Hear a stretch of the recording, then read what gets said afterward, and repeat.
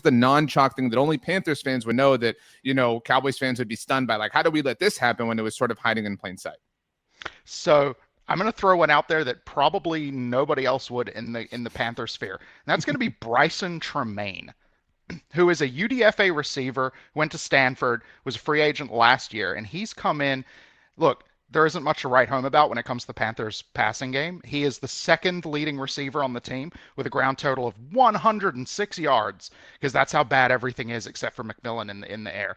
However, in the absence of Jalen Coker, Tremaine's been filling this role that Dave Canales really loves on his offense of having a jumbo slot, big slot receiver as much as he possibly can.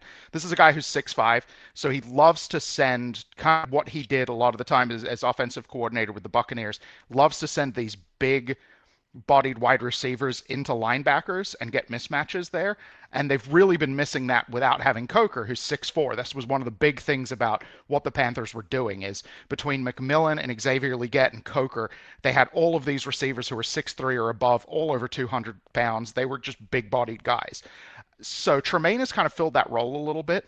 And he's one of these guys that doesn't make a lot of noise until he does. You're not going to see him get targeted 10 times a game, but time and time again, we're seeing him come up with these 16, 17, 18-yard receptions on 3rd and long when it's really looked like the Panthers are going to stall out, and then it's kept the drive going. And other than him, the other guy that I would keep an eye on is Jimmy Horn Jr., who was Shadur Sanders' other target other than Travis Hunter. The Panthers picked him up late in the draft. They were blown away with his athleticism. Really only saw the field for the first time last week. Made a huge catch on 4th down that set up the game-winning touchdown for the Panthers. So another guy that they're going to integrate more and more. They love using him on jet sweeps, on gadget plays.